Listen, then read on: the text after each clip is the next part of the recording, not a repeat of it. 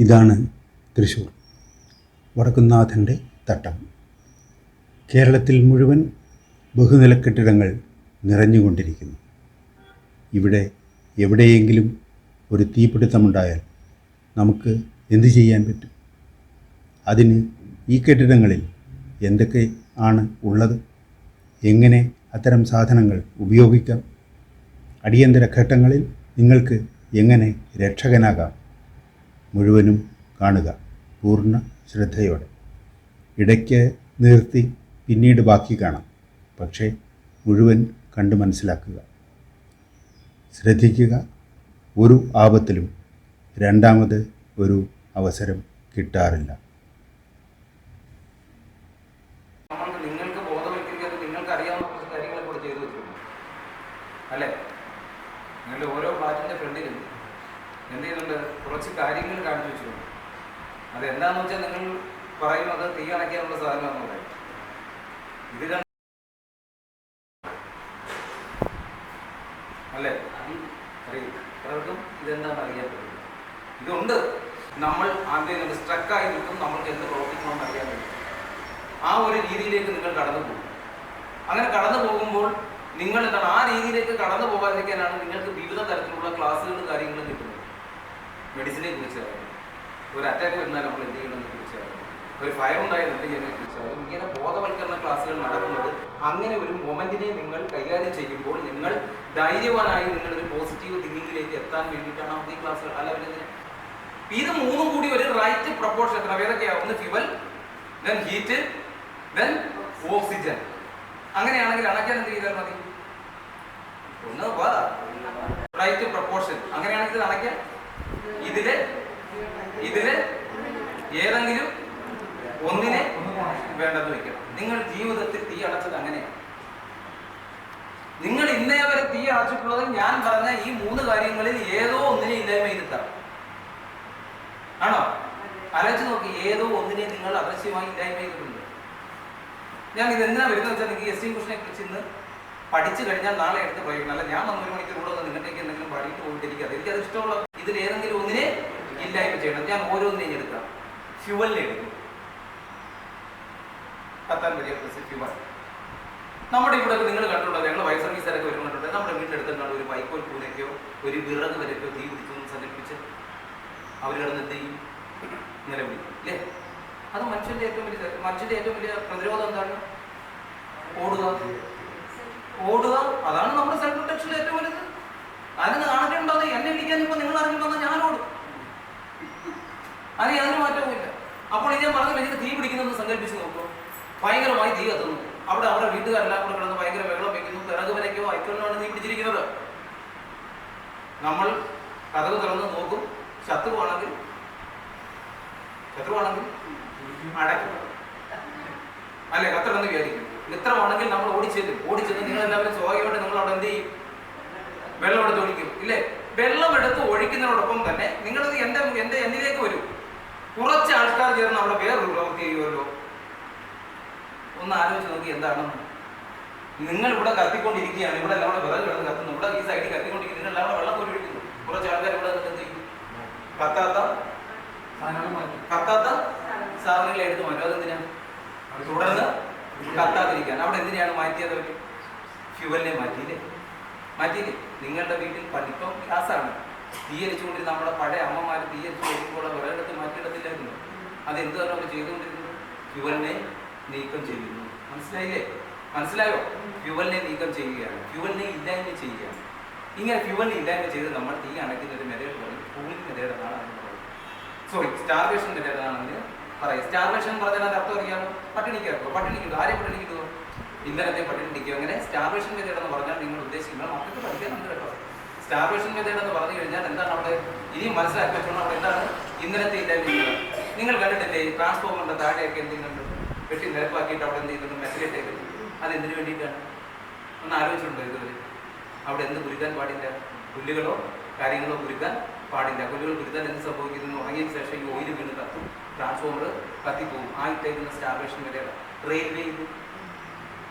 റെയിൽവേയിൽ മെത്തേഡിരിക്കുന്നത് സ്റ്റാർവേഷൻ മെത്തേഡിന് വേണ്ടി മാത്രമല്ല, ഒരുപാട് എക്സ്പെക്ഷൻ കാര്യങ്ങൾ ഒരുപാടുണ്ട്. പക്ഷെ ഒരു മെത്തേഡ് എന്താ? പുല്ല് കൊടുക്കാൻ പാടില്ല. പണ്ട് കൽക്കരി വണ്ടികൾ തന്നെ ഓടിക്കുന്നത്. മനസ്സിലായില്ലേ? അപ്പോൾ അവിടെയും സ്റ്റാർവേഷൻ മെത്തേഡ് കണ്ടു. നിങ്ങളുടെ വീടിന് ചുറ്റും എന്തിനാണ് ഇങ്ങനെ വെട്ടിയടിച്ച് ഇങ്ങനെ ടൈസൺ ചെയ്തിട്ടേക്കുന്നത്? അതൊരു സ്റ്റാർവേഷൻ മെത്തേഡാണ് ചെയ്തിരിക്കുന്നത്. നമ്മുടെ വീടിന്റെ ചുറ്റുമുള്ള പുല്ല് നിങ്ങൾ ചെത്തി മാറ്റി വെക്കുന്നതും ഏതാണ്? സ്റ്റാർവേഷൻ മെത്തേഡാണ്. മനസ്സിലായോ? അപ്പൊ നിങ്ങൾ ഇതൊക്കെ ചെയ്തിട്ടില്ലേ ജീവിതത്തിൽ? ചെയ്തിട്ടുണ്ടോ? നിങ്ങൾ അറിയാതെ ഒരു ഫയർ ഫൈറ്റിംഗ് അല്ലേ നടത്തിയത്? അപ്പോൾ നിങ്ങൾ എല്ലാവരും ആരാണ്? ഫയർ ഫൈറ്റേഴ്സ് ആണ് അല്ലേ? ഫയർ ഫൈറ്റേഴ്സ് അല്ലേ? നിങ്ങളെല്ലാവരും ഫയർ ഫൈറ്റേഴ്സ് ആണ്. അതാണ് സ്റ്റാർവേഷൻ മെത്തേഡ്. ഞാൻ കൂടുതൽ ദീർഘിക്കാൻ പോകുന്നില്ല. രണ്ട്, നിങ്ങൾ പറഞ്ഞു ഹീറ്റ്. എല്ലാവരും പറഞ്ഞു ഹീറ്റ് വന്നാൽ എന്ത് ചെയ്യും? ഹീറ്റിനെ എന്താ ചെയ്യുന്നത്? വെള്ളം കോരി ഒഴിക്കുമ്പോൾ എന്ത് ചെയ്യും? തീയെ അണയും, കെടും. എങ്ങനെ ഇത് അണയുന്നതെന്ന് പറഞ്ഞു ചിന്തിച്ചിട്ടുണ്ടോ ഇന്നേവര്?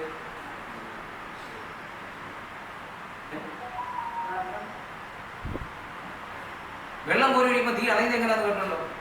നിങ്ങൾ നല്ലപോലെ കത്തിക്കൊണ്ടിരിക്കുന്ന ഒരു വസ്തുവിലേക്ക് വെള്ളം കൊരിക്കുമ്പോൾ അതിൽ കുറെ നീരാവിയും ചാമ്പലും കൂടെ മുകളോട്ട് പറഞ്ഞു വന്നിട്ടില്ലേ? ചാരവും കൂടെ കണ്ടുണ്ടോ? ഇതൊക്കെ ഞാൻ ഇനി പറഞ്ഞു തരണോ? ജീവിതത്തിൽ കണ്ടതല്ലേ? അല്ലേ? നിങ്ങൾ നിത്യജീവിതത്തിൽ കണ്ടതാണ്. അപ്പോൾ എന്താ അവിടെ സംഭവിക്കുന്നത്? വെള്ളം എടുത്ത് ഒഴിക്കുമ്പോൾ എന്ത് ചെയ്യും? വെള്ളം നീരാവിയായി വീടിക്കും. അപ്പൊ വീടിക്കാൻ ആവശ്യമായ ചൂടിനെ എവിടെ നിന്നാണ് വലിച്ചെടുക്കുന്നത്? കത്തിക്കൊണ്ടിരിക്കുന്ന വസ്തുവിൽ നിന്നും വലിച്ചെടുക്കും. അപ്പോൾ എന്ത് ചെയ്യുന്നുണ്ട്? അവിടെ ചൂട് കുറയും, തീ അവിടെ അണയും. മനസ്സിലായില്ലേ? മൂന്നാമത്തെ ഒരു കാര്യം ഞാൻ പറഞ്ഞത്, മൂന്നാമത്തെ എന്താ പറഞ്ഞത്? ഓക്സിജൻ. ഓക്സിജൻ ഇല്ലായ്മ ചെയ്യുന്ന പ്രവൃത്തി നിങ്ങളെല്ലാം ചെയ്യുന്ന പരിപാടിയാണ്. നിങ്ങൾക്ക് ഇവിടെ പെട്ടെന്നൊരു പേപ്പർ ഒന്ന് കത്തിച്ചാൽ നിങ്ങൾ എന്തോ ചെയ്യുന്നത്? കാലുകൊണ്ട് ചവിട്ടുമ്പോൾ അവിടെ എന്തിനെ കിട്ടാതെ വരും? ഓക്സിജനെ കിട്ടാതെ വരും. അതുപോലെ തന്നെ നമ്മുടെ വീട്ടിൽ ഈ എണ്ണയിൽ പാത്രങ്ങളോ വല്ലതും നമ്മൾ പാചകം ചെയ്തുകൊണ്ടിരിക്കുമ്പോൾ അതിന് കത്തുവന്നി നിങ്ങൾ എന്താ ചെയ്യുന്നത്? മറ്റൊരു പാത്രം എടുത്ത് അടയ്ക്കും. അപ്പോൾ അവിടെ എന്താ കിട്ടാതെ വരുന്നത്?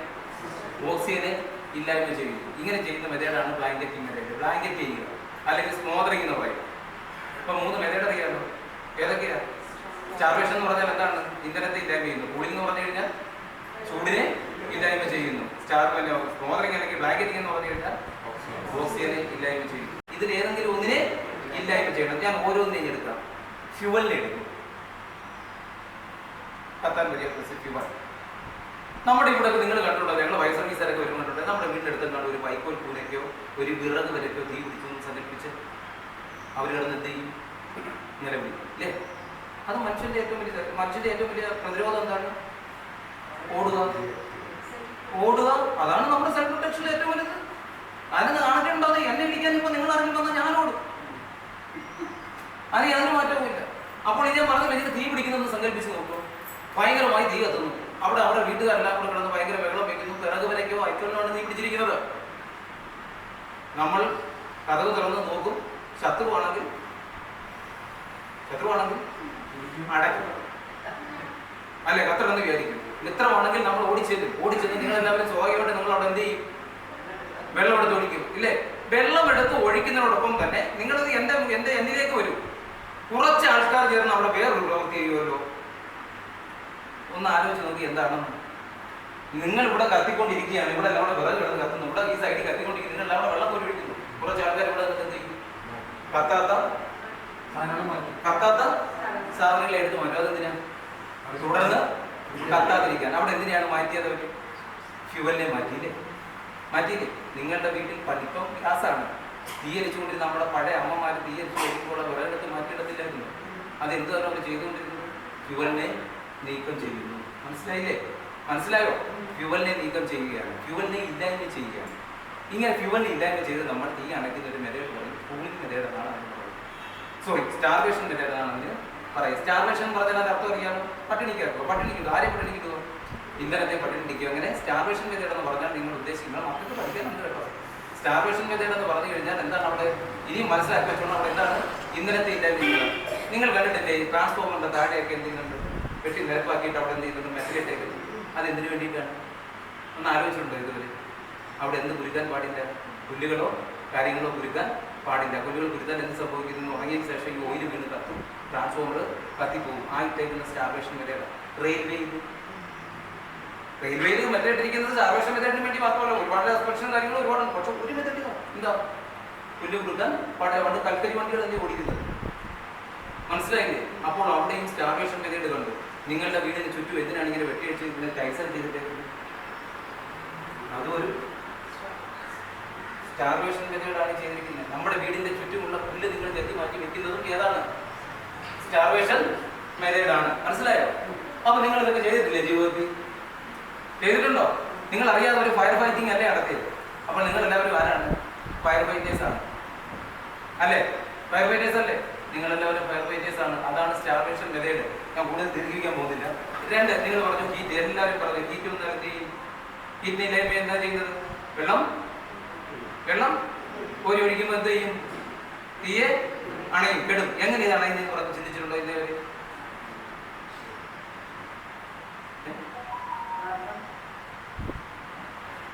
വെള്ളം കോരി ഒഴിക്കുമ്പോൾ തീ അണയുന്നത് എങ്ങനെയാണെന്ന് കേട്ടിട്ടുണ്ടോ?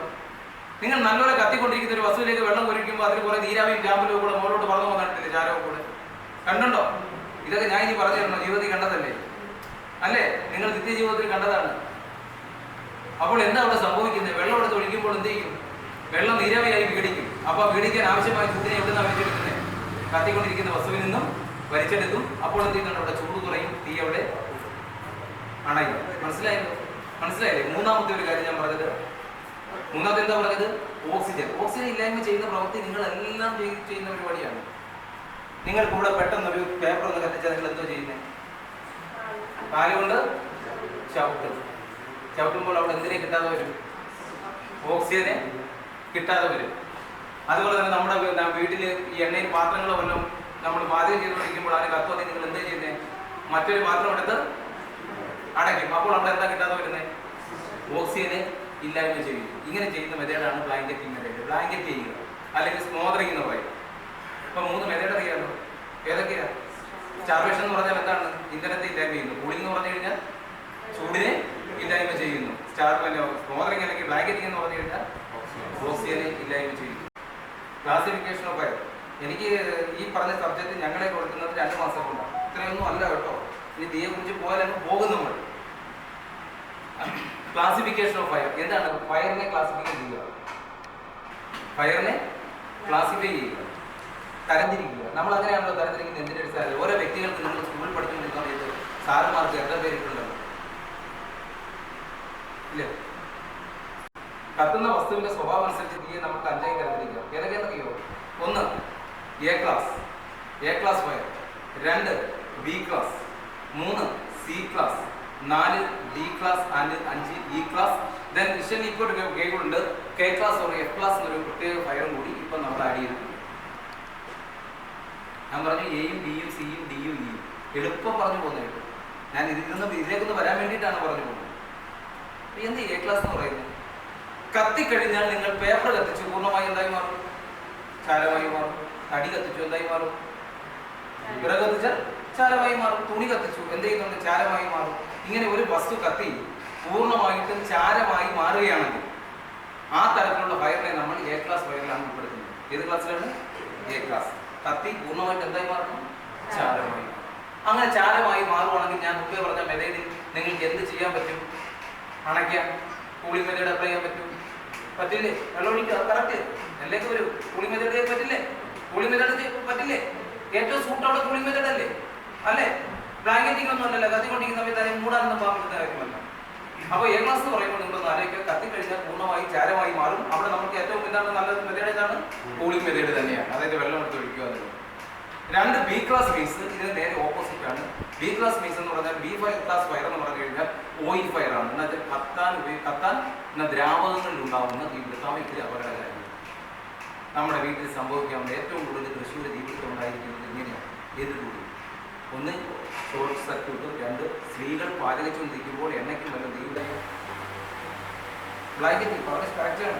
മാഡം പറഞ്ഞ കറക്റ്റാണ്. ബ്ലാങ്കറ്റിംഗ് ആയിരിക്കും. B class means oil fire. ഇങ്ങനെയുള്ള തീപിടുത്തം ഉണ്ടായാൽ നമുക്ക് അവിടെ എന്ത് ചെയ്യണം? ബ്ലാങ്കറ്റ് ചെയ്യണം. മനസ്സിലായോ? Next means C class. C class means എന്ന് പറയുന്നത് നിങ്ങൾ എല്ലാവരും നിത്യേന ഉപയോഗിക്കുന്ന ഒരു സാധനം കൂടെ ഉൾപ്പെടുന്നതാണ്. എന്താണ്? Gas fire. എന്താണ്? Gas fire. ഗ്യാസ് ഫയർ എന്ന് പറയുമ്പോൾ നിങ്ങൾക്കറിയാം പെട്രോൾ ആണോ ഗ്യാസ് ആണോ കൂടുതൽ അപകടകാരി? ഗ്യാസ്. അപകടകാരി പെട്രോളാണ്. മനസ്സിലായോ? ഫ്ലൈബോളിന്റെ അതിന്റെ ഫ്ലൈബോൾ റേഞ്ച് നോക്കുക. പെട്രോളാണ് പരിപാടി. നമ്മുടെ ഗ്യാസ് അവിടെ വെച്ചിട്ട് ചോർന്നൊന്നും പറഞ്ഞിട്ട് കുഴപ്പമൊന്നുമില്ല. ഒരു പെട്രോൾ ഒന്നും വീണുന്ന തീയുടെ പറഞ്ഞോളന്ന് എന്ന് നോക്കി അപ്പങ്ങനെ പിടിക്കുന്നത്. അപ്പോൾ കുറച്ചുകൂടെ അപകടകാരി പെട്രോളാണ്. നമ്മൾ നിത്യേന കൈകാര്യം ചെയ്യുന്നതുകൊണ്ട് നമ്മൾ എന്ത് ചെയ്യുന്നില്ല? പെട്രോളിന് അത്രയും വലിയ ഇമ്പോർട്ടൻസ് കൊടുക്കുന്നില്ല. ഗ്യാസിനേക്കാൾ അപകടകാരിയാണ്. പെട്ടെന്ന് കത്തുന്നതിനോ അല്ലെങ്കിൽ പൊട്ടിത്തെറിക്കുന്നതിനുള്ള ചാൻസ് കൂടുതലാണ്. ഞാൻ അതിനെക്കുറിച്ചൊന്നും പറയുന്നത് പോട്ടെ. സി ക്ലാസ് എന്ന് പറഞ്ഞാൽ ഗ്യാസ് ഫയർ ആണ്. ഗ്യാസ് ഫയർ എന്ന് പറയുമ്പോൾ നിങ്ങൾക്കറിയാം കാറ്റിന്റെ ഗതി അനുസരിച്ച് പോകും അല്ലേ? ഗ്യാസ് ഫയറിന് ഏറ്റവും വലിയ പ്രത്യേകത എന്താ? ഇപ്പം കരുനാഗപ്പള്ളിലൊക്കെ സംഭവിച്ചിട്ടാണ് കാറ്റിന്റെ ഗതി അനുസരിച്ച് പോകും. കാറ്റ് കിഴക്കോട്ട് അടിക്കുന്നെങ്കിൽ ഗ്യാസ് എല്ലാം കൂടെ കിഴക്കോട്ട് പോകും, അവിടെ കത്തും. പടിഞ്ഞാറോട്ടാണെങ്കിൽ അവിടെ നേരെ പടിഞ്ഞാറോട്ട് വരും. ഇത് നിരന്ന് കിടന്ന് കത്തിപ്പോകും. മനസ്സിലായില്ലേ? അതാണ് ഗ്യാസിനെ നമ്മൾ കൂടുതൽ അപകടകാരിയാക്കി മാറ്റുന്നത്. പക്ഷേ പ്ലൈവുഡ് വെച്ച് നോക്കുമ്പോൾ പെട്രോളാണ് കുറച്ചും കൂടി അപകടകാരി. ഞാൻ പറയുന്നില്ല. അപ്പോൾ ഗ്യാസ് ഫയർ ഉണ്ടായി കഴിഞ്ഞാൽ നിങ്ങളുടെ സ്വാഭാവികമായിട്ടും ചില സ്ഥലത്ത് നമ്മൾക്ക് വെള്ളം ഉപയോഗിക്കേണ്ടി വരും, വാട്ടർ സ്പ്രേ ഉപയോഗിക്കേണ്ടി വരും, ചിലയിടത്ത് ബ്ലാങ്കറ്റിംഗ് നടത്തേണ്ടി വരും. അത് ഞാൻ LPG നിങ്ങൾ ഉപയോഗിക്കുന്നുണ്ട്. ലാസ്റ്റിൽ സമയം ഉണ്ടെങ്കിൽ നിങ്ങളുടെ വീട്ടിലെ LPG സുരക്ഷയെ കുറിച്ച് ഞാൻ പറഞ്ഞുതരാം. അതിനെക്കുറിച്ച് ഡീറ്റെയിൽ ആയിട്ട് പോകുന്നില്ല, ടൈമില്ല. നെക്സ്റ്റ് ഡി ക്ലാസിനെ കുറിച്ച് ഒന്നും ഞാൻ പറയുന്നില്ല. മെറ്റാലിക് ഫയർ ആണ്. അത് നിങ്ങൾക്ക് ബാധകമേയല്ല. മെറ്റാലിക് ഫയർ എന്ന് പറഞ്ഞാൽ ലോകങ്ങൾക്ക് ഉണ്ടാകുന്ന തീപിടുത്തം. ഒറ്റ കാര്യം പറഞ്ഞാൽ അവിടെ വെള്ളം കൊടുത്ത് ഒഴിക്കരുത്. ഞാൻ എളുപ്പത്തിന് പോവുക, അത് നിങ്ങളുടെ ബാധകമല്ല, അതുകൊണ്ട് ഞാൻ മാറ്റി വെച്ചു. നെക്സ്റ്റ് ഇ ക്ലാസ്, അത് നമുക്ക് ബാധകമാണ്. Electric fire. ആ ഇലക്ട്രിക് ഫയറിനെ കുറിച്ച് പറയാം. ഈ ലോകത്ത് ഏറ്റവും കൂടുതൽ തീപിടുത്തവും അപകടങ്ങളും ഉണ്ടാകുന്ന ഒരു പ്രധാന കാരണം ഏതാണ്? Electric fire, electricity. ഇലക്ട്രിസിറ്റി എന്ന് പറയുമ്പോൾ രണ്ട് രീതിയിൽ നമുക്ക് ഇലക്ട്രിസിറ്റി മൂലം പ്രശ്നം ഉണ്ടാകാം. ഒന്ന് ഷോർട്ട് സർക്യൂട്ടും പിന്നെ സ്പാർക്കും അല്ലേ? ഇപ്പൊ ഉദാഹരണമായിട്ട് ഇവിടെ ഒരു സ്വിച്ചിന്റെ ഒരു പോയിന്റ് ഉണ്ടെങ്കിൽ ഞാൻ എങ്ങനെയാണ് തീ പിടിക്കുന്നതെന്ന് പറയാം. ഈ സ്വിച്ചിന്റെ അവിടെ എന്തെങ്കിലും ഒരു ഷോർട്ട് സർക്യൂട്ട് ഉണ്ടായി. ഷോർട്ട് സർക്യൂട്ട് ഒക്കെ എന്താണെന്ന് ഞാൻ പറയാൻ പോകുന്നില്ല, അതൊക്കെ നിങ്ങൾ വായിച്ചു പഠിച്ചുണ്ടാവും.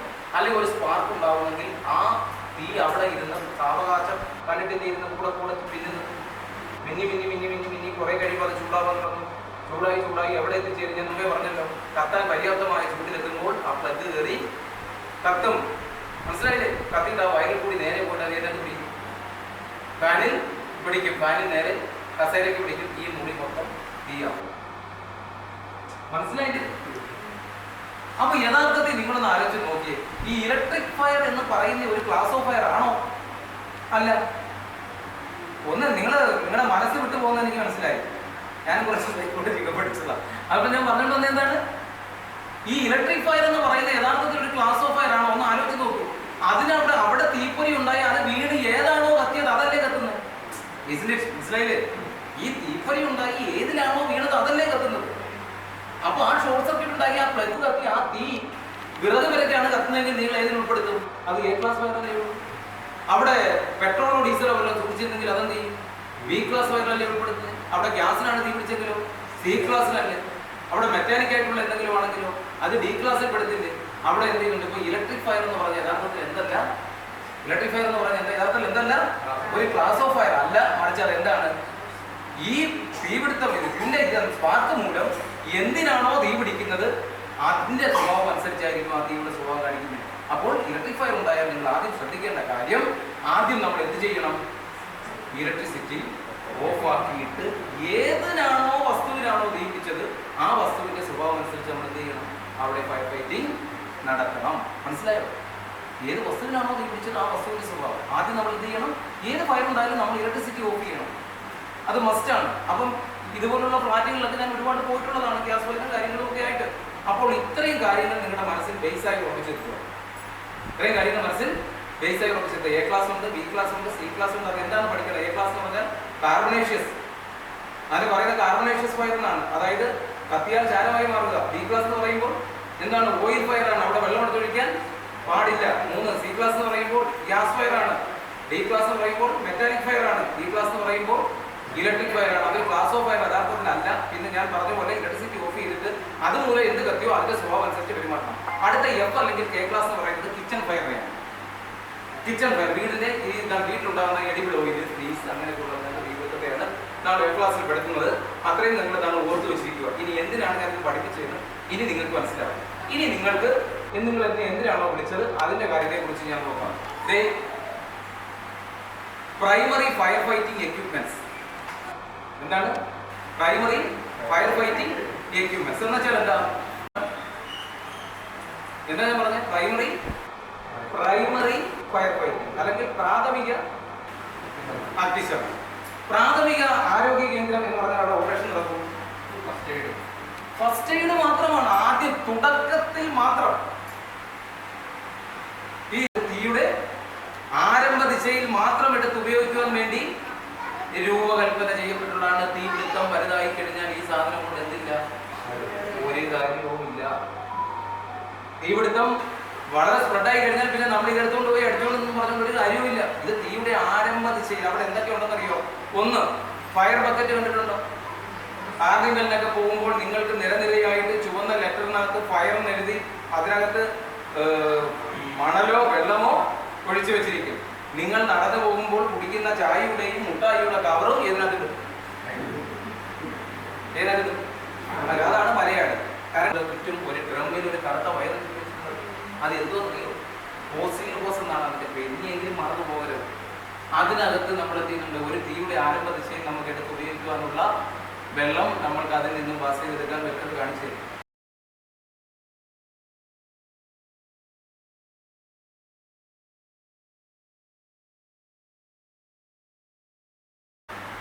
എങ്ങനെയാണെന്നുള്ളത് മനസ്സിലായില്ലേ?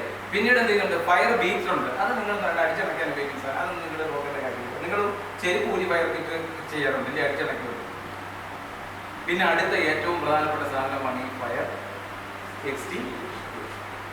ഈ ഫയർ എക്സ്റ്റിംഗ്വിഷറിനെ കുറിച്ച് ഞങ്ങൾ പറയാം. ഇത് ഒരു പ്രാഥമിക അഗ്നിശമന ഉപകരണമാണ്. ഇത് നിങ്ങൾ പുറമേ കാണുമ്പോൾ കുറച്ച് സാധനങ്ങളൊക്കെ ഇതിനകത്ത് കാണുന്നുണ്ട്, കുറച്ച് വസ്തുക്കളൊക്കെ നിങ്ങൾ കാണുന്നുണ്ട്. ഇതിനെ പ്രധാനമായിട്ടും ഇതെന്തുണ്ട്? ഈ കാണുന്ന ഭാഗത്തെ നമ്മൾ വിളിക്കുന്ന ആ ട്യൂബ് മറന്നു പോകരുത്. ഈ പിന്നിനെ വിളിക്കുന്ന പേര് സേഫ്റ്റി പിൻ. ഈ കാണുന്ന ഈ മീറ്ററിനെ വിളിക്കുന്ന പേര് പ്രഷർ ഗേജ് എന്നിങ്ങനെ ഇത്രയും കാര്യങ്ങൾ നിങ്ങൾക്ക് ഒരു എക്സ്റ്റിംഗ്വിഷറിനെ പുറമേ നിന്ന് നോക്കുമ്പോൾ കാണാൻ കഴിയും. മനസ്സിലായില്ലേ? ഇത്രയും കാര്യങ്ങൾ നിങ്ങൾക്ക് കാണാൻ കഴിയും. ഇത് എങ്ങനെ നമ്മൾ ഉപയോഗിക്കാൻ നോക്കാം. ഇതെങ്ങനെ ഉപയോഗിക്കാൻ നോക്കാം. ഒന്ന്, ഇത് ഉപയോഗിക്കുന്നതിന് മുമ്പ് നമ്മൾ പാസ് എന്ന് പറയുന്ന ഒരു കാര്യത്തെ കുറിച്ചേക്കണം. പാസ് മീൻസ് നിങ്ങൾ സാധാരണ ഒരു മീറ്ററോടോ അകത്ത് ഇങ്ങനെ ഭിത്തിയിൽ എടുത്ത് വെച്ചിരിക്കും. ഈ സാധനം നിങ്ങൾ എടുത്തുകൊണ്ട് വന്നാൽ ഫസ്റ്റിലെ പാസ് പുൾ ദിസ് പിൻ. മനസ്സിലായില്ലേ? എന്തിനാണ് ഈ പിന്ന്? ഒരിക്കലും പ്ലാസ്റ്റിക് നൂലിട്ട് കെട്ടിവയ്ക്കരുത്. നിങ്ങളുടെ ഇവിടെ ഇരിക്കുന്ന സാധനത്തിൽ ഒന്നും നല്ല പ്ലാസ്റ്റിക് ഇട്ട് കെട്ടരുത്. ഇത് പിടിച്ചു കഴിഞ്ഞാൽ പൊട്ടിപ്പോകുന്ന നൈസായിട്ടുള്ള കമ്പിയോ വല്ല ഒരു കാര്യം പൂസ് കെട്ടുന്ന കമ്പിയോ ഉള്ള കമ്പി വെച്ച് കെട്ടാവുള്ളൂ. അല്ലെങ്കിൽ പ്ലാസ്റ്റിക് ഇട്ട് കെട്ടിയാൽ തീ പിടിക്കും. ഇതിട്ട് വലിച്ചുകൊണ്ടിരിക്കാനേ പറ്റുള്ളൂ. ഇത് ഉപയോഗിക്കരുത്. നമ്മൾ അങ്ങനെയൊക്കെ ചെയ്തു വെച്ചുകളെ ഞാൻ പലയിടത്തും കണ്ടിട്ടുണ്ട്. അപ്പോൾ എന്താണ്? Pull this pin. ഈ പിന്നിനെ നമ്മൾ എന്ത് ചെയ്യുക? പുള്ള് ചെയ്യുക, വലിച്ചെടുക്കുക. ദെൻ പാസ് അല്ലേ എയിം ദ ഫയർ. എവിടെയാണോ ഫയർ അവിടേക്ക് നിങ്ങൾ എയിം ചെയ്യുക. എവിടെയാണോ ഫയർ അവിടേക്ക് എയിം ചെയ്യുക. Then squeeze this handle. ഈ ഹാൻഡിൽ അമർത്തുക. Then sweep. ഇതുപോലെ സ്വീപ്പ് ചെയ്ത് കൊടുക്കുക. പിടികിട്ടിയോ? പിടികിട്ടിയോ? പിടികിട്ടിയോ? അപ്പൊ എന്തെങ്കിലും അത് കഴിയുമ്പോൾ നമ്മൾ എന്ത് ചെയ്യണം? ഈ ടൈപ്പ് എക്സ്റ്റിംഗ്വിഷറുകളെ നമ്മൾ വിളിക്കുന്നത് ഇപ്പോൾ ഇതേ ഉള്ളൂ, സ്റ്റോർഡ് പ്രഷർ ടൈപ്പ് എക്സ്റ്റിംഗ്വിഷർ. എന്താണ് സ്റ്റോർഡ് പ്രഷർ? പ്രഷർ സ്റ്റോർ ചെയ്ത് വെച്ചിരിക്കുക. ഇതിനകത്ത് സ്റ്റോർ ചെയ്തെന്താണ്? മർദ്ദം, ഉന്നത മർദ്ദം ചെലുത്തി ഇതിനകത്ത് എന്താണോ ഉള്ളത്, വെള്ളമാണെങ്കിൽ വെള്ളം, പൊടിയാണെങ്കിൽ പൊടി, ഞാൻ അതിനെക്കുറിച്ച് പറയാം. എന്താണോ ഇതിനകത്തുള്ളത് അതിനെ എന്ത് ചെയ്യുന്നുണ്ട്? മർദ്ദം ചെലുത്തി വെച്ചിരിക്കുകയാണ്. ഈ ഹാൻഡിൽ അമർത്തുമ്പോൾ ഇതിനാണ് ഇവിടുത്തെ ഈ ക്യാപ്പ് ഉയരുകയും ഇതിനകത്തുകൂടി അത് ഉന്നത മർദ്ദത്തിൽ പുറത്തേക്ക് വരികയും ചെയ്തത്. പ്രധാനമായിട്ടും നിങ്ങൾക്ക് ഇവിടെ 3 ടൈപ്പ് അല്ലെങ്കിൽ 4 ടൈപ്പുള്ള എക്സ്റ്റിംഗ്വിഷറുകൾ കാണാൻ കഴിയും. നിങ്ങൾക്കൂടെ ഒന്ന് ഞാൻ പറഞ്ഞല്ലോ, വെള്ളം മാത്രം നിറച്ചു വെച്ചിരിക്കുന്നത് എന്ത് ചെയ്യുന്നുണ്ട്? അതിനെ വിളിക്കുന്നത് വെള്ളം മാത്രം നിറച്ചിരിക്കുന്നത് വാട്ടർ ടൈപ്പ് എക്സ്റ്റിംഗ്വിഷർ. മനസ്സിലായോ? 2 ഫോം പത. അതെന്തിനു വേണ്ടിയായിരിക്കും? എന്താ നടത്താൻ വേണ്ടിയിട്ടാണ്? ബ്ലാങ്കറ്റിംഗ്. എന്താ നടത്താൻ വേണ്ടിയിട്ടാണ്? ബ്ലാങ്കറ്റിംഗ് നടത്താൻ വേണ്ടിയില്ലേ? പത വന്ന് മൂടുമ്പോൾ വായുമായിട്ടുള്ള ബന്ധം പോയില്ലേ? Form type extinguisher. 3 സർവ്വസാധാരണമായി കാണപ്പെടുന്ന ഈ ടൈപ്പ് എക്സ്റ്റിംഗ്വിഷർ ഉണ്ട്. ഇതെന്താണ്? DCP, dry chemical powder, mono ammonium phosphate എന്ന് പറഞ്ഞ പൗഡറാണ് ഇപ്പോൾ ഇതിനകത്ത് ഉപയോഗിക്കുന്നത്. എന്താണ്? DCP, 4 carbon dioxide. ഈ ടൈപ്പ് എക്സ്റ്റിംഗ്വിഷർ. മനസ്സിലായോ? ഇങ്ങനെയുള്ള 4. ഇപ്പൊ പിന്നെ നിങ്ങൾക്ക് എപ്ലാസ് എഴുതിക്കൊണ്ട് ഉള്ള കിച്ചൺ ഫയർ, ഞാൻ അതിനെക്കുറിച്ചൊന്നും പറഞ്ഞ വെറ്റ് കെമിക്കൽസ് ഉണ്ട്. ആ വെറ്റ് കെമിക്കൽസിനെ കുറിച്ച് ഞാനിപ്പോൾ പറയാൻ പോകുന്നില്ല, അതിനുള്ള ടൈമില്ല. അപ്പൊ എങ്ങനെയാണ് എക്സ്റ്റിംഗ്വിഷർ കിട്ടിയാലും നിങ്ങൾക്കൊന്ന് കൈകാര്യം ചെയ്തതെന്ന് മനസ്സിലായോ? മനസ്സിലായല്ലോ? എന്ത് ചെയ്യണം? എടുക്കണം. അതിനുശേഷം എന്ത് ചെയ്യണം? ഈ സേഫ്റ്റി പിൻ ഊരണം. ആദ്യം സേഫ്റ്റി പിൻ ഊരുക. Then aim the fire. എവിടെയാണോ ഫയർ ഉള്ളത് ആ ഫയറിനടുത്തേക്ക് ചെല്ലുക. ദെൻ ഫ്യൂസ് ദിസ് ഹാൻഡിൽ അമർത്തി വിട്ട് കഴിഞ്ഞാൽ ഇത് നിൽക്കും. അപ്പോൾ നമുക്ക് ഒന്നും കൂടി തവണ ഉപയോഗിക്കാം അല്ലേ? ദെൻ എന്ത് ചെയ്യുകയാണ്? സ്വീപ്പ്. ദെൻ അതുപോലെ സ്വീപ്പ് ചെയ്ത് കൊടുക്കുക. അങ്ങനെയാണെങ്കിൽ ഇത് എടുത്തുകൊണ്ട് പോകുന്നതിന് മുമ്പ് നിങ്ങൾ ഒരു കാര്യം ശ്രദ്ധിക്കേണ്ടതുണ്ട്. ഞാൻ ഇത് എന്ത് ടൈപ്പ് എന്നാ പറഞ്ഞത്? എന്ത് ടൈപ്പ് എന്നാ പറഞ്ഞത്? പ്രഷർ ടൈപ്പ് ആണില്ലേ? ചോട് പ്രഷർ സ്റ്റോർ ചെയ്തിരിക്കുക. ഇവിടെ എന്തുകൊണ്ട് ഒരു പ്രഷർ ഗേജ് ഉണ്ട്. ഈ തീ കത്തുമ്പോഴാണ് നിങ്ങൾക്ക് ഇതൊരു സാധനം കയ്യിൽ നിങ്ങൾ ആദ്യം എങ്ങോട്ട് നോക്കും? ഇതിന്റെ എങ്ങോട്ടേക്ക് നോക്കും? പ്രഷർ ഗേജിലേക്ക് നോക്കും. പ്രഷർ ഗേജിൽ നോക്കി പ്രഷർ ഓക്കെ ആണെങ്കിൽ ഇതിപ്പോ നോക്കിയാൽ ഇതിനകത്ത് ഫുൾ പ്രഷറാണ്. ആ പച്ചയുടെ എൻഡിൽ വന്ന് നിൽക്കുകയാണ്. ഇതിനകത്ത് പ്രഷർ ഇല്ലെങ്കിൽ ഇത് നേരെ വീട് ഇങ്ങോട്ടേക്ക് മാറി ഇവിടെ വന്ന് ചുമപ്പിലെത്തും. ഈ പച്ച ഇങ്ങോട്ട് മാറി മാറി ഇനി അറ്റത്തൊക്കെ വന്ന് നിൽക്കുന്നെങ്കിൽ അതിനകത്ത് ഇതിന്റെ ആവശ്യമുള്ള പ്രഷർ ഇല്ല. മനസ്സിലായില്ല? അങ്ങനെയുള്ള ഇല്ലാത്ത ഒരു എക്സ്റ്റിങ്ക്വിഷ് കൊടുത്തിട്ട് നിങ്ങൾ തീയണയ്ക്കാൻ പോയി കഴിഞ്ഞാൽ അപകടം നമ്മൾക്ക് സംഭവിക്കും. മനസ്സിലാവുന്നുണ്ടോ? ഞാൻ ഈ പറയുന്നതൊക്കെ മനസ്സിലാവുന്നുണ്ടല്ലോ? അതുകൊണ്ട് ആദ്യം നിങ്ങൾ നോക്കേണ്ടത് എന്താണ്? ഇതിനകത്ത് പ്രഷർ ഉണ്ടോ? പ്രഷർ ഉണ്ടെങ്കിൽ നമ്മൾക്ക് എന്ത് ചെയ്യാം? ഇതെടുത്ത് ഉപയോഗിക്കാം. ഇനി ഞാൻ എന്തിനാണ് ഈ A class, B class, C class എന്നൊക്കെ പറഞ്ഞതെന്ന് നോക്കാം. പിന്നെ കാർബൺ ഡൈ ഓക്സൈഡ് എന്ന് പറയുന്നത് ഞാൻ വളരെ ലളിതമായിട്ട് പോവുക, ഒന്നുമില്ല. നോക്കി ഇത് ഊരുക, ഇത് നമ്മൾ പൈപ്പ് തുറക്കുന്നത് പോലെ തുറക്കുക. ഈ കാർബൺ ഡൈ ഓക്സൈഡ് ഒരു ഗുണമുണ്ട്, നമുക്ക് ഇത് എവിടെ വേണമെങ്കിലും ഇൻസെർട്ട് ചെയ്ത് കയറ്റാൻ പറ്റും. ഇത്രയും ഒരു ചെറിയ വിടവുണ്ടെങ്കിൽ നമുക്ക് ഇതിൽ വെച്ചിട്ട് എന്ത് ചെയ്യാം? ഇതിലേക്ക് ഇൻസെർട്ട് ചെയ്യാം. 2 ഇലക്ട്രോണിക്സ് ഉപകരണങ്ങളിലൊക്കെ തീ പിടിച്ചു കഴിഞ്ഞാൽ ഏറ്റവും ബെസ്റ്റാണ് ഇത്. മനസ്സിലായില്ലേ? ഇതിന്റെ ദോഷം ഒരു മുറിക്കുള്ളിലൊക്കെ നമ്മൾ അടിക്കുമ്പോൾ അതിൽ മനുഷ്യരോ മറ്റു കാര്യങ്ങളോ അകപ്പെട്ടിട്ടുണ്ടെങ്കിൽ നമ്മൾ എന്ത് ചെയ്യുന്നത്? ഇങ്ങോട്ട് അടിക്കാതെ അടിച്ചാൽ സംഭവിക്കും. കാർബൺ ഡൈ ഓക്സൈഡ് കത്തുമ്പോൾ തന്നെ എന്ത് ചെയ്യും? ഓക്സൈഡ് അളവ് കുറയും. പിന്നീട് നമ്മൾ ഇതും കൂടെ തടിച്ചു കൊടുത്താലോ അയാൾ പെട്ടെന്ന് അയാൾക്ക് നമുക്ക് ശ്വാസം മുട്ടുകയല്ല, പെട്ടെന്ന് നമുക്ക് അയാളുടെ ജീവനെ നമുക്ക് പുറത്തേക്ക് വിടാൻ പറ്റും. അപ്പോൾ ഇത്രയും കാര്യങ്ങളൊന്ന് മനസ്സിലാക്കി വന്ന് പ്രഷപ്പായി. ഇനി ജസ്റ്റ് ശ്രദ്ധിക്കുക, ഒന്നൊന്ന് പ്രഷപ്പായി നോക്കൂ.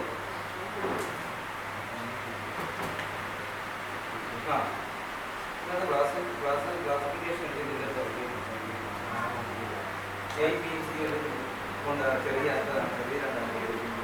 ഞാൻ നോക്കി ഇതുപോലെ എക്സ്റ്റിങ്ക്വിഷർ എടുത്ത് നോക്കിക്കഴിഞ്ഞാൽ ഇതിനകത്ത് ബി സി എന്ന് എഴുതിയിട്ടുണ്ടോ? ഇതിനകത്ത് നിങ്ങൾ കാണാൻ കഴിയുന്നുണ്ട് എ ബി സി എന്ന് എഴുതിയിട്ടുണ്ട്.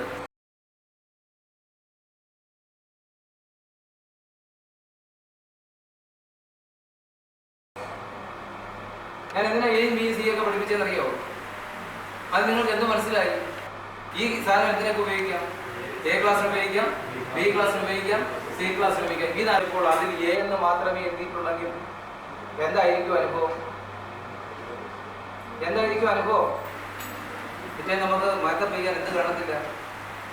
മുഖമൊന്നും ഉണ്ടാവില്ല. അപ്പോൾ അവിടെ ഓയിലാണ് കത്തുന്നതെങ്കിൽ നിങ്ങളുടെ മനസ്സിൽ ഓടിയെത്തണം അത് ഏത് അക്ഷരം വേണം? അതിനകത്ത് ബി എന്നൊരക്ഷരം വേണം. ഞാൻ എന്തിനാ പഠിപ്പിച്ചത് ഇപ്പോൾ മനസ്സിലായി? അല്ലെങ്കിൽ നിങ്ങൾ സ്വയം അപകടത്തിൽ തിരിച്ചാണ്. എ ബി എന്നൊരു അക്ഷരം ഉണ്ടെങ്കിൽ മാത്രമേ നമുക്ക് എന്ത് ചെയ്യാൻ പറ്റൂ? അതെടുത്ത് ഉപയോഗിക്കാൻ പറ്റൂ. ഇനി ഞാനൊരു കാര്യം പറയാം. ഒരു എക്സ്റ്റിങ്ക്വിഷറിൽ എ ബി എന്ന് എഴുതിയിട്ടുണ്ട്. എ എന്ന് പറഞ്ഞാൽ വെള്ളം, വാട്ടറാണ്. എ ബി എന്ന് എഴുതിയിട്ടുണ്ട് എന്നുവെച്ചാൽ അതെന്താണ്? ബി എന്ന് പറഞ്ഞാൽ അതെന്താണ്? ഫോം ആണെന്ന് നമുക്ക് മനസ്സിലാക്കാൻ പറ്റൂല. എ ബി എന്ന് എഴുതി കഴിഞ്ഞാൽ അത് ലൈവ് ഇലക്ട്രിസിറ്റിയിൽ എടുത്തടിക്കാൻ പറ്റൂ? ഇല്ല. എ ബി എന്ന് എഴുതിയാൽ മാത്രം എഴുതിയെങ്കിൽ ലൈവായിട്ടുള്ള ഇലക്ട്രിസിറ്റി ലൈവ് ചെയ്തെടുത്ത് അടിക്കരുത്. കാരണം കറണ്ട് അടി നമുക്ക് കിട്ടും. ഇനി എ ബി സി എന്ന് കണ്ടു കഴിഞ്ഞാൽ നിങ്ങൾക്ക് എന്ത് ചെയ്യാം? ഉറപ്പിച്ചു വെച്ചോ അത് ഏതായിരിക്കും? Dry chemical. ഞാൻ നിസ്സാരവൽക്കരിച്ചങ്ങ് പോവുക. ഇതുപോലല്ല ഞാൻ കൊടുക്കാറുണ്ട്. എ ബി സി എന്ന് കണ്ടാൽ നിങ്ങൾ അപ്പോൾ ഓർക്കാതെ ഏതാണ്? ഡ്രൈ കെമിക്കൽ പൗഡർ ആണ്. ഇതിനകത്ത് എഴുതി വെച്ചിട്ടുണ്ട്. എ ബി സി എന്ന് കണ്ടാൽ അപ്പോൾ നിങ്ങൾ മനസ്സിലാക്കണം അത് എക്കും ബിക്കും സിക്കും. ഇത് ഒട്ടുമിക്ക ഭാഗങ്ങൾക്ക് ഉപയോഗിക്കും. ഡി ക്ലാസ്സിനൊക്കെ എടുത്ത് ഉപയോഗിക്കുമ്പോൾ ചെറിയ പ്രശ്നമുണ്ട്. അത് നിങ്ങൾക്ക് അത്രയും വലിയ ഭയത്തോടെ ഇവിടെ വരുന്ന നിങ്ങളുടെ ഒട്ടുമിക്ക ഭയം നിങ്ങൾക്ക് എടുത്ത് ഉപയോഗിക്കാൻ പറ്റുന്നതാണ്. അപ്പോൾ ഞാൻ എന്തിനാണ് എ ബി സി പഠിപ്പിച്ചതെന്ന് ഓർമ്മയുണ്ടോ? എ ബി സി എന്തിനാണ് പഠിപ്പിച്ചത് ഓർമ്മയുണ്ടോ? ഒരു എക്സ്റ്റിങ്ക്വിഷർ എടുക്കുമ്പോൾ നിങ്ങൾ ആദ്യം ശ്രദ്ധിക്കണം എന്തിനാണ് തീ പിടിച്ചത്. എന്നിട്ട് നിങ്ങൾ എക്സ്റ്റിങ്ക്വിഷർ എന്തോ നോക്കും? അതിന് അനുയോജ്യമായിട്ടുള്ള എക്സ്റ്റിങ്ക്വിഷർ ഉണ്ടോ? മനസ്സിലായില്ലേ?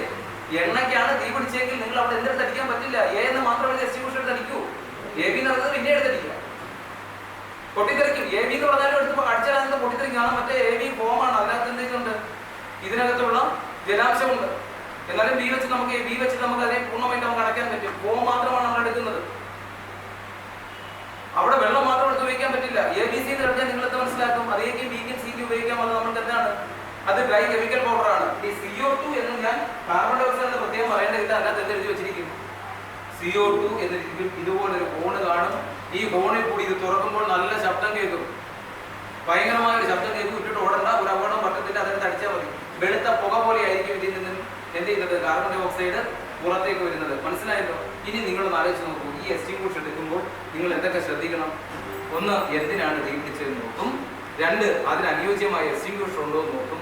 അങ്ങനെയുള്ള എക്സ്റ്റിംഗ്വിഷർ കെട്ടിക്കഴിഞ്ഞാൽ നിങ്ങൾ എന്ത് ചെയ്യുന്നുണ്ട്? പരമാവധി ഞാൻ പറയുവാണ്, നിങ്ങൾ എപ്പോഴും ഒരു ഫ്ലാറ്റിൽ വല്ല എന്തെങ്കിലും തീ പിടിക്കുകയോ കാര്യങ്ങളോ ചെയ്തു കഴിഞ്ഞാൽ നിങ്ങൾക്ക് രക്ഷപ്പെടാനുള്ള ഒരു മാർഗം കണ്ടിട്ട് വേണം നിങ്ങൾ അങ്ങോട്ട് കയറിപ്പാൻ. ഈ അടുത്ത സമയത്ത് വടക്കാഞ്ചേരിയിലെ ഫയർ ഉണ്ടായിട്ട് ആളുകൾ മരിച്ചതിന്റെ കാരണം എന്താ? ഇവൻ എക്സ്റ്റിംഗ്വിഷർ എടുത്ത് അകത്തോട് ഓടി തിരിച്ചു വരാൻ, തീ അവിടെ ആണി പടർന്നു, അവർക്ക് തിരിച്ചു വരാനുള്ള വഴിയറിയല്ല ഏതായി, അവിടെ നിന്ന് തീ കത്തി പിടിച്ചു വലിച്ചു. എപ്പോഴും നമ്മളുടെ വഴിക്ക് പോകുന്ന സമയത്ത് നമ്മൾക്ക് കാര്യം ചെയ്യേണ്ട കാര്യം എന്ന് പറഞ്ഞാൽ, എപ്പോഴും നമ്മൾക്ക് രക്ഷപ്പെടാനുള്ള ഒരു മാർഗം നിങ്ങൾ എപ്പോഴും എന്ത് ചെയ്യണം? കറക്റ്റാക്കി വെച്ചിരുന്നത്. അതുകൊണ്ടാണ് നമ്മൾ പറയുന്നത് റോഡിലും മറ്റു കാര്യങ്ങളിലൊന്നും നമ്മൾ അനാവശ്യമായിട്ടുള്ള വസ്തുക്കൾ വാരി നിറച്ചിരിക്കരുത്. മനസ്സിലായോ? നിങ്ങൾക്കൂടെ ഫയർ ഇല്ലേ? ഇവിടെ ഫയർ എസ്കേപ്പ് ലാഡർ ഉണ്ടാവുമല്ലോ. ആ ലാഡറിന്റെ ഭാഗത്തായിരിക്കും നിങ്ങൾ ഏറ്റവും കൂടുതൽ വേസ്റ്റ് കൊണ്ടുവന്ന് വെക്കുന്നത്. അത് നമ്മളെ തന്നെ എന്ത് ചെയ്യുവാണ്? നമ്മളെ തന്നെ നമ്മുടെ ജീവനെ അപകടപ്പെടുത്തുന്നതിന് തുല്യമാണ്. കാരണം അത് തുറന്ന് എന്തെങ്കിലും ഒരു സംഭവം തുറന്നാൽ അത് തുറന്ന് വേണം നിങ്ങൾക്ക് പെട്ടെന്ന് പുറത്തേക്ക് പോകാൻ. അതുവഴിയാണ് സേഫായിട്ട് പോകേണ്ടത്. അവിടെ നിങ്ങൾ അടച്ചു വെച്ചാൽ എന്ത് ചെയ്യും? ഇത് ഫയർ ഫോഴ്സുകാർ വന്ന് നോക്കിയപ്പോൾ നിങ്ങളെന്താ പറയുക? അവന്മാർക്ക് വരെ ദുഃഖപ്പെടുന്നില്ല, അവരോട് നമ്മുടെ പരിശോധന നടത്തി എന്ത് നിങ്ങൾ നോക്കിപ്പോയി ഇതൊക്കെ മാറ്റാൻ പറഞ്ഞു. ഇത് മാറ്റാൻ പറയുന്നത് ഞങ്ങൾക്ക് വേണ്ടിയല്ല, നിങ്ങൾക്ക് വേണ്ടിയാണ്. എന്തെങ്കിലും ഇടത്തിൽ ഫയർ ഉണ്ടായ ഒരു പുകയോ കാര്യങ്ങളോ സൃഷ്ടിക്കപ്പെട്ട് കഴിഞ്ഞാൽ അവിടെ നിന്ന് മുകളിലുള്ളവർ ഓടി രക്ഷപ്പെടുവാനുള്ള ഏറ്റവും അടുത്ത മാർഗം എന്ന് പറയുന്നത് നിങ്ങളുടെ ഫയർ എസ്കേപ്പ് ലാഡറാണ്.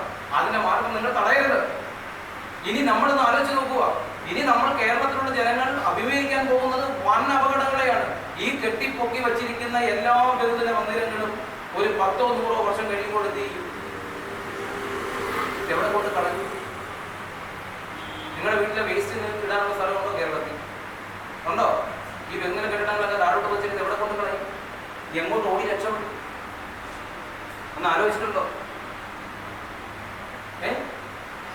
നമ്മളൊക്കെ ചിലപ്പം ആ സമയത്തേക്ക് നമ്മളൊക്കെ അപ്പം ഈ എക്സ്റ്റിംഗ്വിഷർ ഉപയോഗിക്കുമ്പോൾ ശ്രദ്ധിക്കേണ്ട കാര്യങ്ങളെ ഞാൻ ഒന്ന് രണ്ടെണ്ണേ പറഞ്ഞുള്ളൂ. ഒന്ന്, നിങ്ങൾക്ക് ഏറ്റവും കൂടുതൽ മനസ്സിലാക്കേണ്ടത് എന്തിനാണ് തീ പിടിച്ചതെന്ന് നോക്കുക.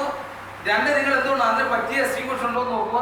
അതിന് പറ്റിയ എക്സ്റ്റിംഗ്വിഷർ ഉണ്ടോ എന്ന് നോക്കിയാൽ നിങ്ങൾ എന്ത് മനസ്സിലാക്കണം? എയും ബിയും സിയും ഒക്കെ മനസ്സിലാക്കണം. ABC എന്ന് എഴുതിക്കൊണ്ട് ഈ ടൈപ്പ് പവർ ഉണ്ടെങ്കിൽ നിങ്ങൾക്ക് ഒട്ടുമിക്ക ഫയറിന് ഉപയോഗിക്കാം, ധൈര്യമായി ഉപയോഗിക്കാം. ഇതെങ്ങനെയാണ് ഉപയോഗിക്കുന്നത് മനസ്സിലായോ?